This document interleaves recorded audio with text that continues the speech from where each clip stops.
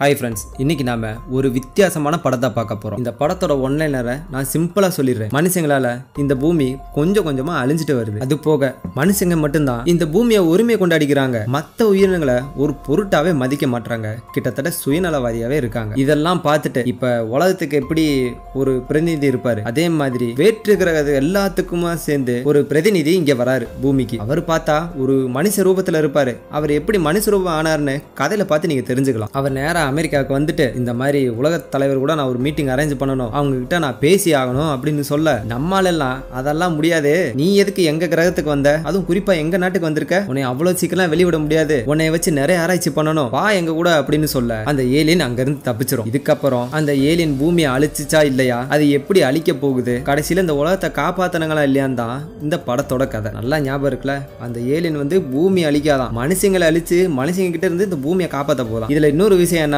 அந்த ஏலியன் ஒரு வெஹிக்கிளை கொண்டு வந்திருக்கும். அதுல பூமியில இருக்கிற முக்கியமான உயிரினங்களை தூக்கிட்டு போயிருக்கும். ஏன்னா உலகம் அழிச்ச பிறகு, மனுஷங்களை அழிச்ச பிறகு மறுபடியும் அதை கொண்டு வந்து பூமியில விட்டுட்டு எல்லா உயிரினங்களுக்கும் வாழ்ற இடமா இருந்து ஆரம்பிக்க போகுதான். அதோ உழப்பாம சொல்லிட்டேன்னு நினைச்சேன். நீங்க கொஞ்ச நேரம் கதையை பார்த்தீங்கன்னா உங்களுக்கே புரிஞ்சிடும். வாங்க படத்துக்குள்ள போயிடலாம். படத்தோட பேரு the day the earth stood still. 2008 release ஆன படம். படத்தோட ஓப்பனிங்ல 1928 வருஷம் இந்தியால காட்டுறாங்க. ஆளே இல்லாத பனிப்பிரதேசத்துல நைட் டைம்ல ஒரு ஆள் அங்க வராரு. பார்த்தா அவர் முன்னாடி இந்த பூமி உருண்டை சின்னதா இருந்தா எப்படி இருக்கும் அந்த மாதிரி ஒரு பந்து நின்று சுத்திக்கிட்டே இருக்கு. என்னடா ஆளே இல்லாத இடத்துல இது மட்டும் எப்படா வந்துச்சுன்னு சொல்லி இவர் பக்கத்துல போய் பாக்குறாரு. உள்ள ஏதோ ஒரு உருவம் நகர்ற மாதிரி இருக்கும். இதை பார்த்து அவரு கையில ஒரு கோடாரி வச்சிருப்பாரு. அதை வச்சு அந்த பந்துல குத்த அதுல இருந்து பிரகாசமா ஒரு வெளிச்சம் வந்ததும் அதுல அப்படியே கைய வச்சு பாக்குறாரு. அப்படியே மயங்கி விழுந்துடுறாரு. கொஞ்ச நேரம் கழிச்சு முழிக்கிறாரு. அப்ப அந்த பந்தை காணோம். ஏடா இங்க ஏதோ பந்து மாதிரி இருந்துச்சுன்னு சொல்லிட்டு தன்னோட கையில ஏதோ வித்தியாசமா ஃபீல் பண்றாரு. அந்த கிளவுஸை கழிட்டு பார்த்தாருன்னா ஏதோ ஒண்ணு ஓட்டையை போட்ட மாதிரி இருக்கு. அது என்னன்னு கொஞ்ச நேரத்தை நம்மளுக்கு இதை பத்தி தெரிஞ்சிடும். இப்ப கட் பண்ண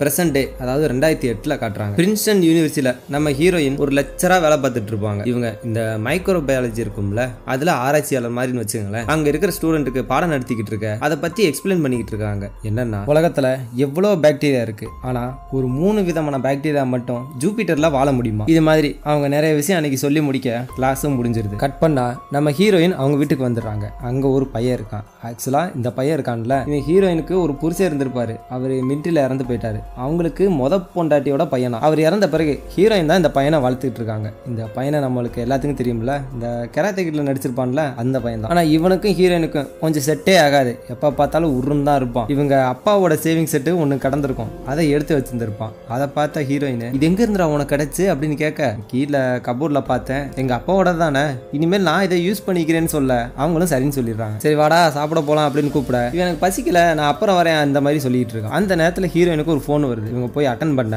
ஏதோ பெரிய கவர்மெண்ட் ஆபீசர் ஒருத்தர் போன் பண்றாரு. இன்னும் கொஞ்ச நேரத்துல அவங்க வீட்டுக்கு கொஞ்சம் பேர் வருவாங்க, அவங்க கூட சேர்ந்து இங்க கிளம்பி வந்துருங்க அப்படின்ற மாதிரி சொல்றாரு. அதுக்கு நம்ம ஹீரோயின், ஆமா யார் நீங்க, திடீர்னு போன் பண்றீங்க, கிளம்பி வரணும்னு சொல்றீங்க, என்ன விஷயம்ன்றத கேட்க, அதெல்லாம் ஒண்ணும் இல்ல, வர வழியில் நீங்க தெரிஞ்சுக்கிருவீங்க, இந்நேரம் அவங்க வாசலுக்கு வந்திருக்கணுமே அப்படின்னு கேட்க, அவங்க சொன்ன மாதிரியே வந்து கதவை தட்டுறாங்க. வெளியே போய் பார்த்தா ஒரு 10-15 கார்ல நிறைய ஆபீசர்லாம் வந்திருக்காங்க. அதை கேட்ட ஹீரோயின், என்ன எங்களை கைது பண்ண போறீங்களான்னு கேட்க, கைதெல்லாம் இல்ல, ஒரு சின்ன இன்வெஸ்டிகேஷன், நீங்க வரணும்னு ஆர்டர் வந்திருக்கு, எங்க கூட கிளம்பி வாங்கன்னு சொல்றாங்க. அதுக்கு நம்ம ஹீரோயின், இங்க பாருங்க, என் வீட்டுல பையன் இருக்கான், அவனை தனியா விட்டுல என்னால வர முடியாது, அவனை பாத்துக்க ஆள் இல்லைன்னு சொல்ல, அவன் அதெல்லாம் ஒன்னும் பிரச்சனை இல்ல, நான் தனியா இருந்துக்கிறேன்னு சொல்றான். டேய் சும்மாறா, இங்க பாருங்க என்னால வர முடியாது அப்படின்னு சொல்றாங்க. இல்ல இது கவர்மெண்ட் போட்ட ஆர்டர், நீங்க கண்டிப்பா வந்தே ஆகணும் அப்படின்ற மாதிரி சொல்ல, பையனை பக்கத்துட்டுக்காரங்க விட்டுட்டு இவங்க கார்ல போயிட்டு இருக்காங்க. போற வழியில நம்ம ஹீரோயின், இப்பனாச்சும் என்ன பிரச்சனை எனக்கு சொல்லுங்கன்னு சொல்ல, தேசிய பாதுகாப்பு தான் இதெல்லாம் பண்றோம், எங்களுக்கே உங்களை எதுக்கு கூப்பிட்டு வர சொன்னாங்கன்னு தெரியாது, போக போக தான் தெரியும் அப்படின்ற மாதிரி சொல்ல, இவங்க முன்னாடி எட்டி பாக்குறாங்க.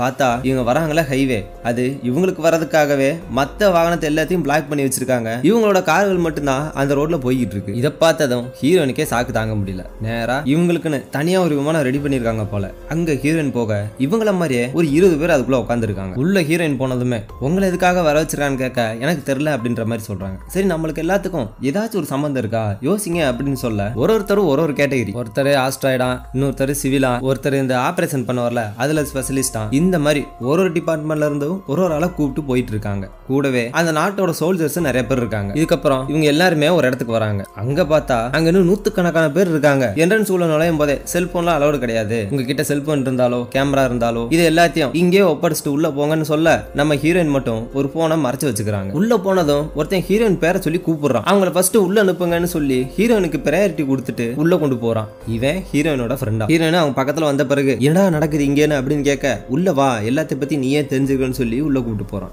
அங்க கூட்டு போனா இந்த நாசா ஆராய்ச்சியாளர்லாம் இருக்காங்கல்ல, அவங்க எல்லாம் உட்காந்துருக்காங்க. இப்ப என்ன பிரச்சனைனா, பூமிக்கு மேற்பகுதியில ஏதோ ஒரு எரிக்கல் மாதிரி சுத்திக்கிட்டு இருக்கு. அது வேற பக்கத்துல தான் போயிட்டு இருந்துச்சு.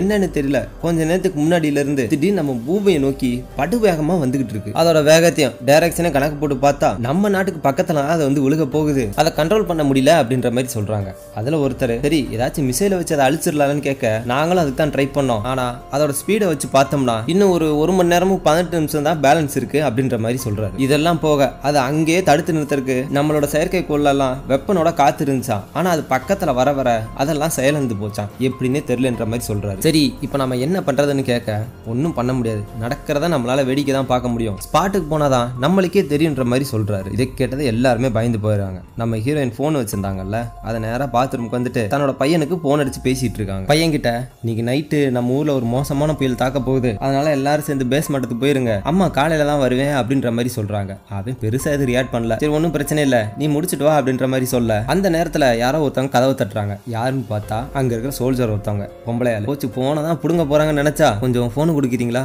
என்னோட வீட்லயே நான் பேசிட்டு தரேன்னு சொல்லிட்டு அழுகிற மாதிரி போறாங்க. இப்ப எல்லாரும் கிளம்பி அந்த கல்லு விழுக போதுல அந்த இடத்துக்கு போறாங்க. இன்னும் ஒரு நிமிஷம் பக்கம் தான் இருக்கு. பக்கத்துல நெருங்கிட்டே போறாங்க. இன்னும் 5 செகண்ட் தான் இருக்கு, 4 செகண்ட் தான் இருக்குன்னு சொல்லி ஒன்னொன்னா கவுண்ட் பண்ண டக்குன்னு 0 செகண்ட் ஆச்சு.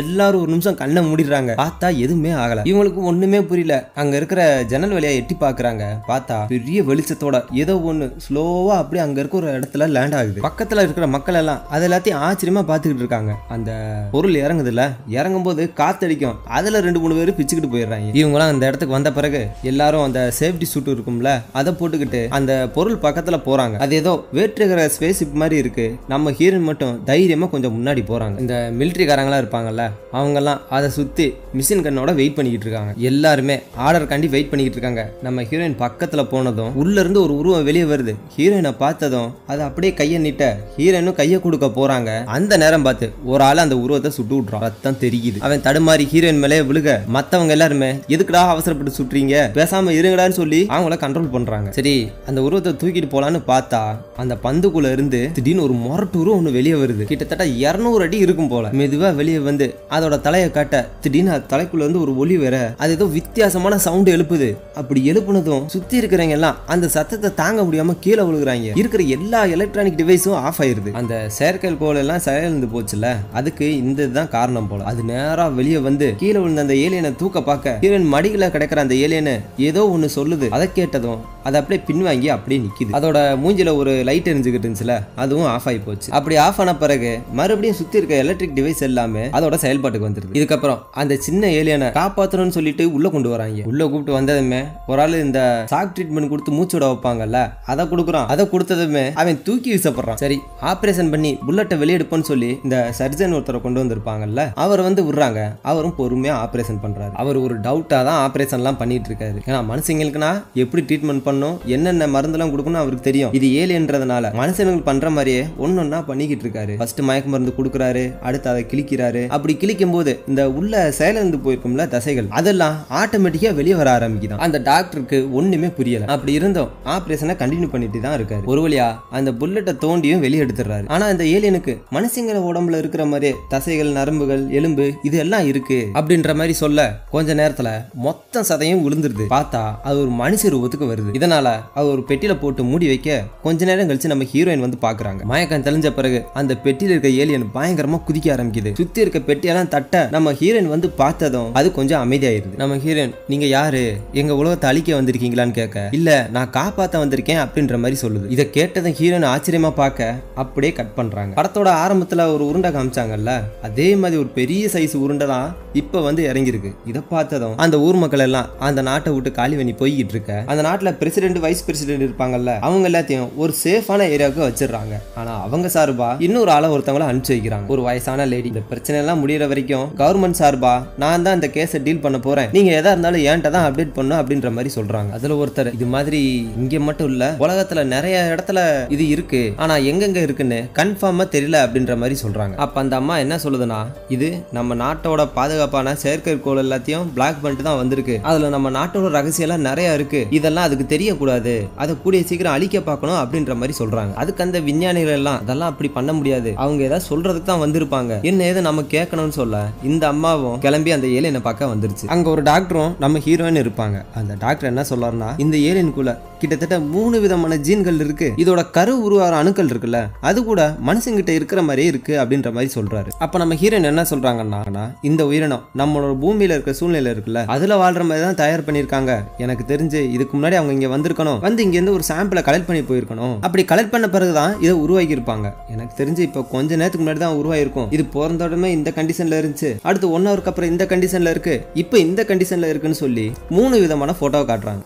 ஞாபகம் இருக்குல்ல, படத்தோட ஓப்பனிங்ல இந்தியாவில் காமிச்சிருப்பாங்கல்ல, ஒரு ஆள் கூட அந்த பந்தில் ஓட்டையை போட்டு கையை வச்சிருப்பாரு, அவர் கையில ஓட்ட மாதிரி போட்டிருக்கோம்ல, அந்த டிஎன்ஏ எடுத்துதான் இந்த ஏலியனை உருவாக்கிடுவாங்க போல. இது எல்லாத்தையும் அவங்க கேட்டு முடிச்ச பிறகு நான் இப்ப அதை பார்க்கணும்னு சொல்ல அதுக்கு பக்கத்துல கொண்டு போறாங்க. அந்த ஏலியனை கண்ணு முடிச்சிருது. நம்ம எல்லாருக்கும் தெரிஞ்ச இந்த ஜான்விக் படத்தை நடிச்சிருந்தார்ல, அவர் தான் இந்த படத்துல ஏலியனை நடிச்சிருக்காரு. அந்த அம்மா வந்ததும் எங்க உலகத்துக்கு என்ன விஷயமா வந்த, உனக்கு என்ன வேணும் அப்படின்ற மாதிரி கேட்க நம்ம ஆளு தண்ணி குடிக்க ட்ரை பண்ணுவாரு. அப்ப அவர் கையெல்லாம் நடங்குது. என்ன சொல்றாருன்னா, இந்த புது உடம்ப யூஸ் பண்றதுக்கு எனக்கு கொஞ்சம் டைம் ஆகும் அப்படின்ற மாதிரி சொல்ல சுத்தி இருக்கவங்க எல்லாரும் முழிக்கிறாங்க. அதை கேட்ட அந்த அம்மா, அப்பா நீ யாரு, எதுக்காக இங்க வந்த அப்படின்னு கேட்க, இங்க உலக தலைவரோட மீட்டிங் நடக்க போகுதுன்னு கேள்விப்பட்டேன், அதான் அவங்கள பார்த்துட்டு ஒரு விஷயம் பேசிட்டு போலான்னு வந்தேன்ற மாதிரி சொல்றாரு. அதுக்கு அவங்க, அப்படிலாம் முடியாது, நீ எதா இருந்தாலும் ஏன்ட்டே சொல்லு அப்படின்ற மாதிரி சொல்றாங்க. நீங்க இந்த உலகத்தோட பிரதிநிதியான்னு கேட்க, நான் அமெரிக்க நாட்டோட பிரதிநிதி, நீ எங்க நாட்டுல தான் வந்து விழுந்த, எதா இருந்தாலும் ஏன்ட்ட தான் சொல்லணும் அப்படின்ற மாதிரி சொல்றாங்க. அதுக்கு அதெல்லாம் முடியாதுன்னு சொல்ல, நீ என்னடா எங்க கிரகத்துல வந்துட்டு எங்களுக்கே ஆர்டர் போற மாதிரி கேட்க, என்னது உங்க கிரகமா, இது உங்க கிரகம்லாம் கிடையாது, நீங்க இந்த கிரகத்துல வாழ மட்டும்தான் செய்றீங்க,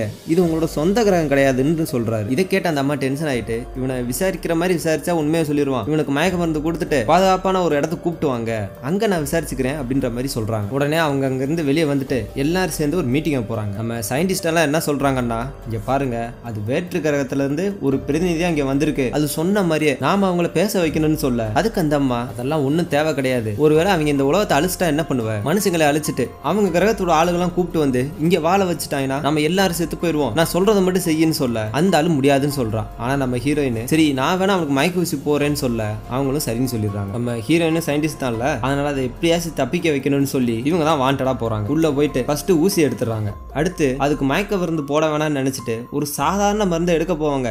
அந்த நேரத்தில் ஒரு ஆள் வந்துட்டு, நம்ம இந்த மருந்து தானே தெரியற, நாங்களே எடுத்துட்டு வந்தா அப்படின்னு கொடுக்க, சரி நான் ஊசி எடுத்து வந்துடுறேன்னு சொல்லிட்டு ஒரு நார்மலான மருந்து எடுத்துட்டு வந்துடுறாங்க. அங்க பார்த்தா நம்ம ஹீரோ கூட அந்த அம்மா உட்காந்து பேசிக்கிட்டு இருக்கு, இந்த மாதிரி நம்மளோட ஃபர்ஸ்ட் சந்திப்பு சுமூகமா முடியல, என்னைய மன்னிச்சிரு, மேல எடுத்தபடி உனக்கு கட்டாயமா நாங்க இங்க இருந்து கூப்பிட்டு போகணும் அப்படின்னு சொல்றாங்க. அதுக்கு நம்ம ஹீரோ, அதெல்லாம் முடியாது, ஆல்ரெடி எனக்கு டைம் ஆயிடுச்சு, நான் இங்க இருந்து கிளம்பணும்னு சொல்ல அந்த அம்மா, உன்னாலாம் தப்பிக்க முடியாது, இங்க 100கணக்கான ராணுவ வீரர் இருக்காங்க, அவங்கள மீறி உன்னை ஒன்னும் பண்ண முடியாதுன்னு சொல்ல நம்ம ஹீரோ, நான் ஒன்றும் தப்பும் பண்ணலையே, எதுக்காக நீங்க என்ன அப்படி பண்ணணும்னு கேட்க, நீங்க எங்களோட விண்வெளியை ஆக்கிரமிப்பு பண்ணிட்டீங்க, அது போக ஒரு பெரிய உருவத்தை வச்சு எங்க சோல்ஜர்ஸையும் அட்டாக் பண்ணிருக்கீங்கன்னு சொல்ல, அது ஒன்னும் தானா அட்டாக் பண்ணல, என்ன யாராச்சும் அட்டாக் பண்ணா அவங்கள தடுத்து நிறுத்துறதுக்கு தான் அது வேலை செய்யும், மற்றபடி அது ஒன்றும் பண்ணாதுன்னு சொல்றாங்க. ஆனா அந்த அம்மா காதலே வாங்கல. ஹீரோயினை கூப்பிட்டு அந்த மயக்க ஊசியை போட சொல்ல நம்ம ஹீரோயின் மயக்க ஊசி போடாம அந்த சாதாரண மருந்தை போட்டு விட்டுறாங்க. ஊசி போடும்போது நம்ம ஹீரோ கிட்ட இங்க இருந்து தப்பிச்சு போயிரு அப்படின்ற மாதிரி யாருக்கும் கேட்காம மெதுவா சொல்லிட்டு வந்துடுறாங்க. ஆனா இவங்களோ ஹீரோயின் மயக்க மருந்து தான் போட்டிருக்கான்னு நம்பி அவரை வீல் சேர்ல உட்கார வச்சுட்டு இன்னொரு டாக்டர் கிட்ட கூப்பிட்டு வராங்க. அந்த ஆளு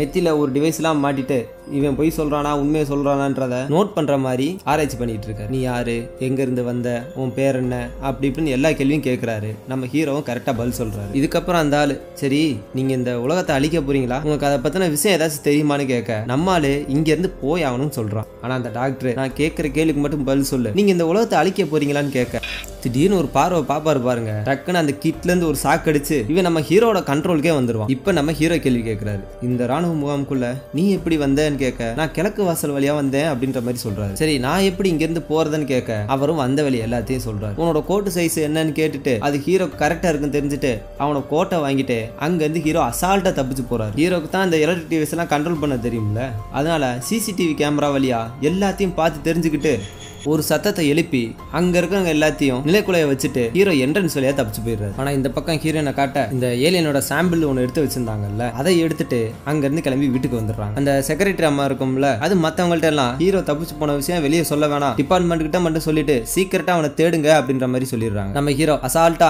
அங்க இருக்க ரயில்வே ஸ்டேஷன் நடந்து வந்துகிட்டு இருக்காரு. மனித உருவத்துல இருக்கனால இவருக்கு பசிக்க ஆரம்பிக்குது. இந்த காயின் போட்டா ஃபுட் எல்லாம் வந்து விழுகும்ல, அங்க போயிட்டு அதையே கண்ட்ரோல் பண்ணி ஒரு சாண்ட்விச் எடுத்து சாப்பிட்டுக்கிட்டு இருக்காரு. அப்போ ஒரு சின்ன பையன் வருவான், ஹீரோனை பார்த்துட்டே நிற்பான். சரி இவனுக்கு பசிக்குது போலன்னு சொல்லிட்டு சொல்லிட்டு கையில இருக்க பண்ண நீட்ட அந்த சின்ன பையனோட அம்மா ஏடா தெரியாதவங்கள்ட்ட யார்கிட்ட எதுவும் வாங்கி சாப்பிட கூடாதுல்ல அப்படின்னு சொல்லிட்டு கூப்பிட்டு போயிடுறாங்க. சரின்னு சொல்லிட்டு நம்ம ஹீரோ சேர்ல உட்காந்துருப்பாரு. அந்த நேரத்துல அவர் உடம்புல ஏதோ மாற்றம் ஏற்படும். நேரா பாத்ரூம் வராரு. வந்து கோட்டை விலைக்கு பார்த்துட்டா இவருக்கு அடிபட்டு இருக்கும்ல, அந்த இடத்துல இருந்து திடீர்னு ரத்த கசிவு ஏற்படுது. அதை பார்த்துக்கிட்டு இருக்கும் போதே பொத்துன்னு மயங்கி விழுந்துடுறாரு. இப்ப நம்ம ஹீரோனை காட்ட அந்த பையன் இருப்பான்ல, அவன் ஹீரோயின் கிட்ட என்ன ஏதோ ஏலியன்லாம் வந்திருக்கான், அதை பிடிக்க போறாங்களாமா, அது இந்த உலகத்தை அழிக்க போதான்னு சொல்ல, டேய் அதெல்லாம் ஒண்ணுமில்லடா கொஞ்சம் அமைதியாயிரான்னு சொல்றாங்க. அந்த நேரத்துல ஒரு போன் வருது. இவன் எடுத்து அட்டன் பண்றான். ஏப்பா டாக்டர் ஹெலன் இருக்காங்களான்னு கேட்க ஹீரோயின் கிட்ட போனை கொடுக்குறான். பார்த்தா ஆப்போசிட்ல ஒரு டாக்டர் பேசுறாரு. இந்த மாதிரி ஒரு பேஷண்ட் வந்திருக்காரு, அவருக்கு மருந்து உங்ககிட்ட தான் இருக்கான், உங்களை உடனடியாக பார்க்கணும் அப்படின்ற மாதிரி சொல்ல நம்ம ஹீரோயின் கிளம்பி அங்க போறாங்க. அங்க போய் பார்த்தா பயங்கரமா கூட்டமா இருக்கு. நம்ம ஹீரோயின் இங்க இருக்கவங்க தான் எனக்கு கால் பண்ணாங்க, நான் டாக்டர் ஹெலன் வந்திருக்கேன்னு சொல்லுங்கன்னு சொல்ல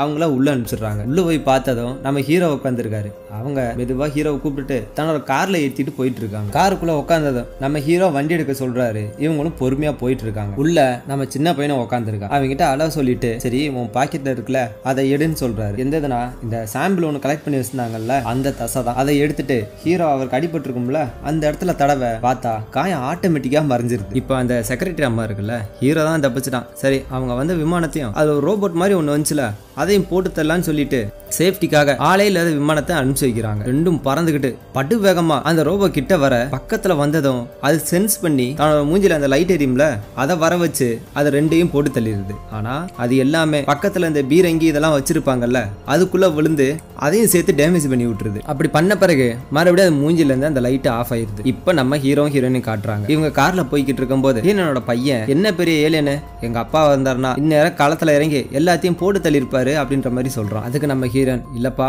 இவங்க வந்து நம்மள அட்டாக் பண்ணலாம் வரல, சும்மா பேச்சுவார்த்தைக்கு தான் வந்திருக்காங்க, அவங்க ஒன்னும் தப்பானவங்க இல்ல அப்படின்னு சொல்ல அந்த சின்ன பையன் எனக்கு தெரியும் எங்க அப்பாவை பத்தி, அவர் இப்படி எல்லாம் பாத்துட்டு இருக்க மாட்டாரு, துணிஞ்சு இறங்கி சண்டை போடுவாரு அப்படின்னு சொல்றான். இவங்க ரெண்டு பேத்துக்குள்ள பயங்கரமா ஆர்கியூமெண்ட் போக அந்த சின்ன பையன் ஹீரோ கிட்ட நீ என்ன நினைக்கிறேன்னு கேக்குறான். ஹீரோ எதை பத்தின்னு கேட்க இவங்க இப்படி வந்த பிறகு நாம அவங்க கூட பேசணுமா இல்ல சண்டை போடணுமான்னு கேட்க உன்னால எதுவுமே பண்ண முடியாது, அமைதியா இருந்தாலே போதும் அப்படின்னு சொல்றாரு. அப்போ ஒரு இடத்துல ஹீரோன் அவசரமா சின்ன பையன் வண்டி நிப்பாட்ட சொல்றான். என்னடான்னு கேட்டா பாத்ரூம் வருதுன்னு சொல்லிட்டு ஓடுறான். அந்த நேரத்துல நம்ம ஹீரோ இவனோட அப்பா எங்க இருக்காருன்னு கேட்க அவர் முன்னாடியே செத்து போயிட்டாரு, அவர் மிலிட்டரியில ஒர்க் பண்ணாருன்றத சொல்றாங்க. ஓ அதனாலதான் இப்படி பேசுறானா, சரி ஓன்ட்ட ஏன் இப்படி பேசிட்டு இருக்கான்னு சொல்லல, நான் அவனோட அம்மா இல்ல, அவங்க அம்மா சின்ன வயசுல இருக்கும்போதே இறந்துட்டாங்க, என்ன அவரு ரெண்டாவதான் கல்யாணம் முடிச்சாரு, என் புருஷனும் இறந்ததுனால நான் தான் இவனை பாத்துக்கிட்டு இருக்கேன், ஆனா எனக்கு அவனுக்கு செட் ஆக மாட்டேதுன்னு சொல்றாங்க. சரி நீ எதுக்காக வந்த அப்படின்னு கேட்க நான் இந்த பூமியை காப்பாத்த வந்தேன் அப்படின்னு சொல்றான். எதுல இருந்துன்னு கேட்க அது போக போக நீயே தெரிஞ்சுக்கிறன்னு சொல்லி காரை விட்டு இறங்கி போறாரு. ஆக்சுவலா நம்ம ஹீரோ தான் வண்டி நிப்பாட்ட சொல்லியிருப்பாரு, இவர் யாரையோ ஒரு ஆளை பார்க்க வந்திருக்காரு, அவர் வந்ததும் அங்கிருந்து இறங்கி பக்கத்துல ஒரு காஃபி ஷாப்புக்கு போறாரு. ஒரு வயசான ஆளுங்க, அவருக்கு ஒரு பையன் கூட இருப்பான் போல, பையனும் ஹீரோயினும் தனியா ஒரு டேபிள் உட்கார ஹீரோ அந்த வயசானவரும் இன்னொரு டேபிள்ல உட்கார்றாங்க. ஏன் இவரை பார்க்க வந்திருக்காருன்னா இவர் ஒரு ஏலியனா, கிட்டத்தட்ட 70 வருஷத்துக்கு முன்னாடி இவர் பூமியில ஒரு ரிப்போர்ட்டுக்காக ஆராய்ச்சி பண்றதுக்கு விட்டுருக்காங்க. அந்த ரிப்போர்ட்டை தான் ஹீரோ இப்ப கேட்க வந்திருக்காரு. அதுக்கு அவர் என்ன சொல்றாருன்னா மனுஷங்கெல்லாம் நாசக்காரங்க, தான் சுயநலத்துக்காண்டி என்ன வேணாலும் பண்றாங்க, நான் 70 வருஷமா இவங்களை பார்த்துட்டு வரேன், இவங்க எல்லாம் திருந்துற மாதிரியே தெரியல அப்படி இப்படின்னு சொல்ல அதை கேட்ட நம்ம ஹீரோ அப்ப இதை நடத்துறதார ஒரு வழியே இல்ல, சரி உன் வேலை முடிஞ்சுல வா போகலாம் அப்படின்ற மாதிரி கூப்பிடுறாரு. அதுக்கு அந்த ஆளு என்னால முடியாது, என்னதான் மனுஷங்க நாசக்காரங்களா இருந்தாலும் இங்க நான் 70 வருஷமா வாழ்ந்துட்டேன், என்னால வர முடியாதுன்னு சொல்றாரு. அதுக்கு நம்ம ஹீரோ உன்னால இங்க இருக்க முடியாது, இருந்தா நீ செத்துருவேன்னு சொல்ல அதெல்லாம் எனக்கு தெரியும், இருந்தாலும் இதுதான் என்னோட வீடு, எனக்குன்னு ஒரு குடும்பம் இருக்கு, இவங்க நாசக்காரங்களா இருந்தாலும் இவங்களுக்கு ஒரு மறுபக்கம் இருக்கு, அன்பு பாசம் காதல் சொந்தம் இப்படி வித்தியாசமான உறவெல்லாம் இருக்கு, அதெல்லாம் உங்ககிட்ட நான் எப்படி எக்ஸ்பிளைன் பண்றதுன்னு எனக்கு தெரியல, நான் கடைசி வரைக்கும் என்னோட குடும்பத்து கூட வாழ்ந்துட்டு போறேன்னு சொல்ல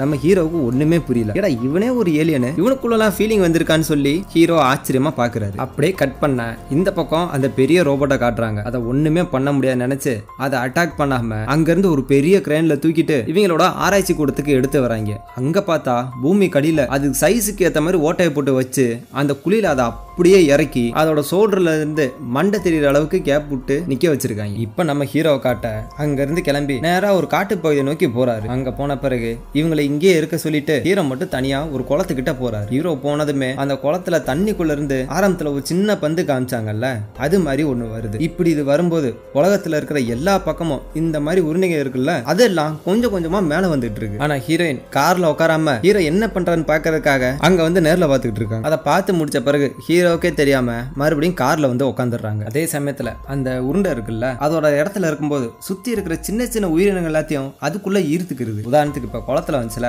அது இருக்க தவளை, மீன் இதெல்லாம் அதுக்குள்ள போகுது. இதே மாதிரி பாலைவனத்துல போகும், சாரி இருக்கும். அங்க இருக்கிற உருண்டையில அங்க இருக்க தேளு, பாம்பு இதெல்லாம் உள்ள போகும். இப்படி ஒவ்வொரு இடத்துலயும் சுத்தி இருக்கிற சின்ன சின்ன உயிர்கள் எல்லாத்தையும் அதுக்குள்ள அந்த உருண்டை ஈர்த்துக்கிட்டு அப்படியே மேல வருது. இது எல்லாத்தையும் ஒரு ஹெட் ஆபீஸ்ல வச்சு அந்த செக்ரட்டரி வீடியோவா பாத்துக்கிட்டு இருக்கு. ஆக்சுவலா இவங்களால செயற்கைக்கோளால பார்க்க முடியாதுல்ல, அதனால அங்கங்க மக்கள் எடுத்து போற வீடியோவை தான் இவங்க பாத்துக்கிட்டு இருக்காங்க. அந்த செக்ரட்டரி அதை கூர்மையா பாக்குறா. பார்த்து அந்த உருண்டைக்குள்ள மத்த உயிரினங்கள்லாம் இருக்கும்ல, அது இருக்கிறதையும் பாக்குறா. இவங்களுக்கு இப்ப பீதியை கிளப்பி விட்டுருச்சு. போச்சு, எல்லா உயிரினத்திலும் சாம்பிள் எடுத்துட்டு உலகத்தை மொத்தமா அழிக்க போறாங்கன்னு கன்ஃபார்மே பண்ணிட்டாங்க. இப்ப நம்ம ஹீரோனை காட்ட சின்ன பையன் ஹீரோன் கிட்ட சண்டை போடுறான். அவன் யாரு, பாக்கறதுக்கே வித்தியாசம் இருக்கான், அவனுக்கு எதுக்கு நம்ம ஹெல்ப் பண்ணணும், வா வீட்டுக்கு போலாம் அப்படி இப்படின்னு பேசுறான். அதுக்கு நம்ம ஹீரோன் இல்ல, அவருக்கு நம்ம உதவி பண்ணி ஆகணும், அவர் தப்பானவர்லாம் கிடையாதுன்ற மாதிரி சொல்றாங்க. ஆனா அவன் நீ வேணா இங்க இரு, நான் இறங்கி நடந்தே போய்க்கிறேன்னு சொல்லி காரை விட்டு இறங்கி நடக்க பின்னாடியே நம்ம ஹீரோயின் வராங்க. அந்த நேரம் பார்த்து அந்த தண்ணிக்குள்ள இருக்க உருண்டை எல்லாமே அந்த இடத்துல பறந்துகிட்டு மேல போய்கிட்டு இருக்கு. அது மட்டும் இல்ல, உலகத்துல இருக்க எல்லா உருண்டையும் அந்த உயிரினங்களை அப்சர்வ் பண்ண பிறகு பிரகாசமான வெளிச்சத்தோட அப்படியே மேல போய்கிட்டு இருக்கு. இப்ப நம்ம செக்ரட்டரிய காட்ட அங்க இருக்கிற ஒரு ஆளு இதெல்லாம் பார்த்த பிறகு என்ன எல்லாம் கிளம்புறாங்க, ஒருவேளை நம்மளை பார்த்து பயந்துட்டாங்களான்னு கேட்க, யாரு அவங்களாம் நம்மளை பார்த்து பயப்பட மாட்டாங்க, இன்னும் கொஞ்ச நேரத்தில் நாம தான் பயப்பட போறோம்ன்ற மாதிரி சொல்றாங்க. இந்த பக்கம் நம்ம ஹீரோனை காட்ட நம்ம ஹீரோ அது பறந்து முடிஞ்ச பிறகு காருக்கு பக்கத்துல வராரு. அப்ப அந்த சின்ன பையனை காருக்குள்ள போக சொல்லிட்டு நம்ம ஹீரோயின் இங்க என்ன நடக்குன்னு எனக்கு தெரிஞ்சாகணும்னு கேக்குறாங்க. அதுக்கு நம்ம ஹீரோ இந்த உலகம் கொஞ்சம் கொஞ்சமா அழிஞ்சுகிட்டு இருக்கு, மனுஷங்க தான் இது எல்லாத்தையும் கொண்டுகிட்டு இருக்காங்கன்னு சொல்றாரு. அதுக்கு நம்ம ஹீரோயின் அப்ப நீ எங்களை காப்பாத்த வரலையா, எங்களை அழிக்க போறியான்னு கேட்க, நான் பூமியை தான் காப்பாத்த வந்தேன்னு சொல்றாரு. இந்த பூமி மனுஷங்களால கொஞ்சம் கொஞ்சமா அழிஞ்சிட்டு வந்துட்டு இருக்கு. இந்த உலகத்துல ஒரு சில கிரகத்துல தான் நிறைய ஜீவராசிகள் வாழுது. ஆனா மனுஷங்க தன்னோட சுயநலத்துக்காக இந்த உலகத்தை அழிச்சுக்கிட்டு இருக்காங்க. அதுக்காக நாங்க பூமியை அழிக்க விரும்பல, மனுஷங்களை அழிச்சு அவங்க கிட்ட இருந்து இந்த பூமியை காப்பாத்த போறோம்னு சொல்றாரு. அதுக்கு நம்ம ஹீரோயின் எங்களுக்கு ஒரே ஒரு வாய்ப்பு கொடுங்க அப்படின்னு கெஞ்சுறாங்க. அதை கேட்ட ஹீரோ உங்களுக்கு நிறைய தடவை வாய்ப்பு கொடுத்தாச்சு, உங்களால மாறவே முடியாதுன்ற விஷயம் தெரிஞ்சு போச்சு. இந்த பூமியை பழைய மாதிரி சரி பண்ணி மறுபடியும் எல்லா உயிரினங்களும் வாழ்றதுக்கு தகுதியான ஒன்றை உருவாக்கணும், அதுக்கு தான் வந்திருக்கேன்ற மாதிரி சொல்றாரு. அதுக்கு நம்ம ஹீரோயின் எங்களுக்கு ஒரே ஒரு சான்ஸ் கொடுங்க, எங்களால மாற முடியும், தயவு செஞ்சு யாரையும் கொல்லாதீங்கன்னு சொல்ல நம்ம ஹீரோ இதெல்லாம் கை மீறி போயிடுச்சு, அதுக்கான வேலை எப்பயோ ஆரம்பிச்சிருச்சுன்னு சொல்றாரு. இவங்க இப்படி பேசிக்கிட்டு இருக்கும்போது அந்த இடத்துல ஒரு போலீஸ் வண்டி வருது. இந்த வெளிச்சத்தை பார்த்து இருந்தாலும் வந்திருப்பான் போல. இவர்கிட்ட நம்ம ஹீரோட போட்டோவும் இருக்கிறதுனால ஹீரோவை பார்த்து சந்தேகப்படுறாரு. ஆனா நம்ம ஹீரோ ஃபர்ஸ்ட் வார்ன் பண்றாரு, என்னை இங்க இருந்து போகணும்னு சொல்லி. அந்த துப்பை காட்டி நீட்டு கையை தூக்குன்னு சொல்ல சின்ன பையன் இறங்கி வந்துட்டு தயவு செஞ்சு அவரை கொன்றாதன்னு சொல்றான். அதுக்கு அந்த போலீஸ் அது அவன் கையில தான் இருக்குன்னு சொல்ல, நான் ஒன்னும் சொல்லல அவரை சொன்னேன்னு சொல்றான். போலீஸ்காரன் என்னடா வளர்ற, பேசாம வந்து வண்டியில ஏறான்னு சொல்லி ஹீரோயின் சின்ன பையில வண்டி ஏற சொல்ல நம்ம ஹீரோ உனக்கு இந்த வழி கொஞ்ச நேரத்தான் இருக்கும் அப்படின்னு சொல்லிட்டு அங்க இருந்த காரை கையாலே இயக்கி அவனை சத்துன்னு ஏத்தி விட்டுறாரு. சின்ன பையன் பயங்கரமா கதறான், டேய் உனக்கு கொல்லாதன்னு சொன்னேன்ல, இதுக்குடா இப்படி கொன்ன அப்படின்னு சொல்லி பயங்கரமா கத்த நம்ம ஹீரோ அந்த காரை விலக்கி விட்டுட்டு அவர் ஒரு மருந்து வச்சிருப்பார்ல தசை,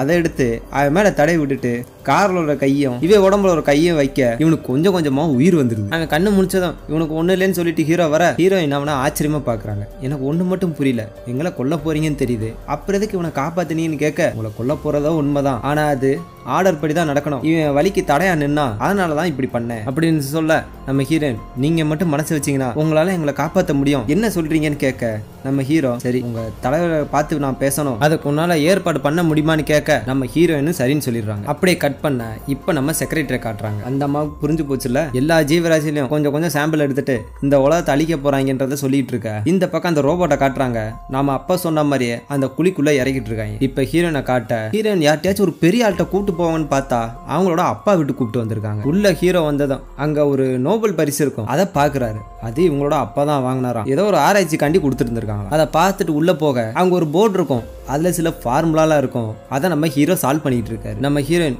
சின்ன பையல உள்ள கூப்பிட்டு போற உட்கார வச்சு எப்பாரா நாங்க வர வரைக்கும் நீ எங்கேயுமே போக கூடாது, டிவியை பார்த்துக்கிட்டு நான் கொஞ்ச நேரத்துல வந்துடுறேன்னு சொல்ல அவன் அடம் பிடிக்கிறான். அவனுக்கு எதுக்கு நீ ஹெல்ப் பண்ற, அவனெல்லாம் போலீஸ்ல புடிச்சு கொடுக்கணும்னு சொல்ல அப்பெல்லாம் பண்ணக்கூடாது, அம்மா இது எல்லாத்தையும் சரி பண்ணிடுவேன், நீ கொஞ்ச நேரம் வெயிட் பண்ணி சொல்லிட்டு வெளியே வராங்க. இந்த பக்கம் நம்ம ஹீரோவை காட்ட போர்ட்ல எல்லாம் அந்த ஃபார்முலாவை சால்வ் பண்ணிக்கிட்டு இருந்தாருல, அந்த நேரத்துல ஹீரோனோட அப்பா வந்துடுறாரு. இவன் என்னடா சால்வ் பண்ணிட்டு இருக்கேன்னு சொல்லிட்டு இவர் ஒரு பக்கம் சால்வ் பண்ண ஹீரோ ஒரு பக்கம் சால்வ் பண்றாரு. கடைசியில நம்ம ஹீரோ ஜெயிச்சிடறாரு. அதை பார்த்தது இவருக்கே புரிஞ்சு போச்சு, நம்ம ஹீரோ தான் அந்த ஏலியன்ற மாதிரி. அப்ப ஹீரோனோட அப்பா உன்கிட்ட நான் நிறைய கேள்விகள் கேட்கணும், உன்னால முடிஞ்ச அளவுக்கு பதில் சொல்லுன்னு சொல்ல அப்படியே கட் பண்ணி இந்த பக்கம் அந்த ரோபோ இருக்கிற இடத்த காட்டுறாங்க. அதை எப்படியாச்சும் அழிக்கணும்னு சொல்லி இந்த டைமண்ட் கட்டர் இருக்குல்ல அதை வச்சு கூட ட்ரை பண்ணிட்டானுங்களா, ஆனா அதுவே உடஞ்சு போச்சான். இது எல்லாத்தையும் அந்த ஹெட் கேட்டுட்டு உள்ள வந்து ஸ்ட்ரைட்டா அந்த ரோபோக்கு முன்னாடி நிக்கிறாரு. இது அவரே பார்த்துட்டு மாதிரி இருக்கு. என்னடா நம்மளே பார்க்குதான்னு சொல்லிட்டு லைட்டா அந்த பக்கம் நகருவாரு.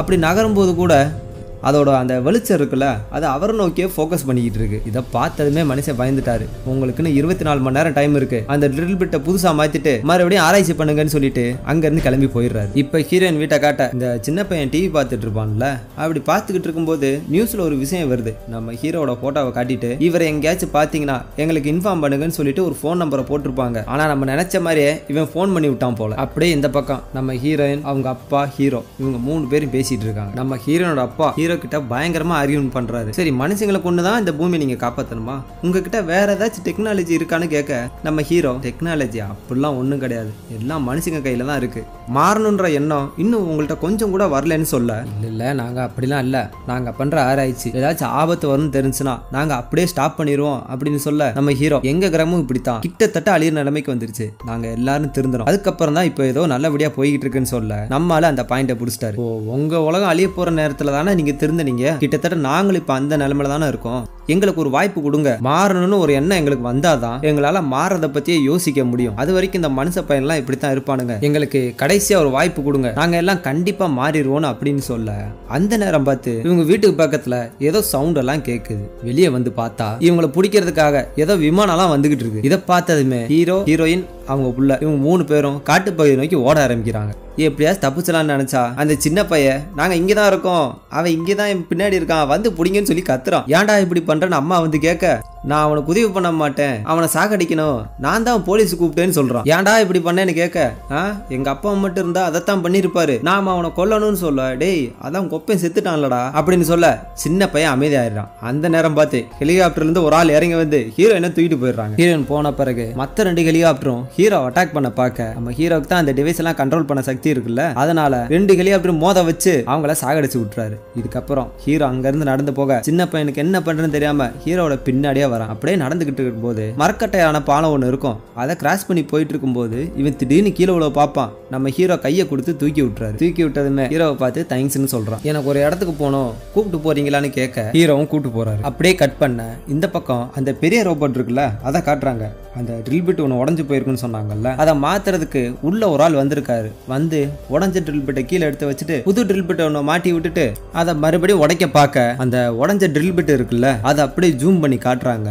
உள்ள ஏதோ சின்ன சின்ன பூச்சி மாதிரி இருக்கு, அது 1 2 ஆகுது, 2 4 ஆகுது, இப்படி பயங்கரமா பரவிட்டு வந்துகிட்டு இருக்கு. இத அங்க இருக்க யாருமே பார்க்கல. அப்படியே கட் பண்ணி இந்த பக்கம் ஹீரோயினை காட்டுறாங்க. அவ செக்ரட்டரி கிட்ட எவ்வளவோ கெஞ்சுறான், எனக்கு ஒரே ஒரு சான்ஸ் கொடுங்க, நான் அவங்க கிட்ட பேசி எல்லாத்தையும் காப்பாத்துறேன் அப்படி இப்படின்னு சொல்ல, என்ன நீ காப்பாத்துறியா, அவன் பேச்செல்லாம் அவன் கேட்பானான்னு சொல்ல, அதெல்லாம் கேட்பாரு, கொஞ்சம் கொஞ்சமா என் மேல அவருக்கு நம்பிக்கை வந்துகிட்டு இருக்கு, நான் சொல்லி புரிய வைக்கிறேன்னு சொல்றாங்க. அப்போ ஒரு ஆள் வந்து அந்த செக்ரட்டரிய ஏதோ ஒன்னு சொல்லி அவசர அவசரமா உள்ள கூப்பிட்டு போறாரு. இப்போ அந்த ரோபோ இருக்கிற இடத்த காட்ட அந்த ட்ரில் பட்டை ஒருத்தர் மாத்திர வந்தார்ல அதை மாத்திட்டு பழைய ட்ரில் பட்டை எடுத்து பாப்பாரு. பார்த்தா அதுல கால் வாசி அரிச்சிட்டு போயிருக்கும். உடனே அவர் பயத்துல அங்க இருந்து கதவை திறக்க பார்க்க இங்க இருக்கிற ஆளு திறக்க வேணான்னு சொல்றான். உன் கையில என்னடா அப்படின்னு கேட்க அவனோட கையில இருந்து அந்த சின்ன சின்ன நுண்ணுயிரெல்லாம் அவனோட சூட்ல எல்லாத்தையும் பரவி கொஞ்சம் கொஞ்சமா அரிக்க ஆரம்பிக்குது. இவன் கதவை திறங்கன்னு பயங்கரமா கத்துறான். ஆனா அங்க இருக்கிற ஹெட் திறக்க வேணாம், அப்படி திறந்தோம்னா உள்ள இருக்கலாம் வெளியே ஸ்ப்ரெட் ஆயிட்டு நாமளும் செத்து போயிடுவோம் அப்படின்னு சொல்லி லாக் பண்ண சொல்றாரு. ஒரு கட்டத்துல உள்ள இருக்கிற ஆளு செத்தே போயிடுறான். அப்படியே கொஞ்சம் முன்னாடி வந்து பார்த்தா அந்த ரோபோட்டை புடிச்சு வச்சிருப்பாங்க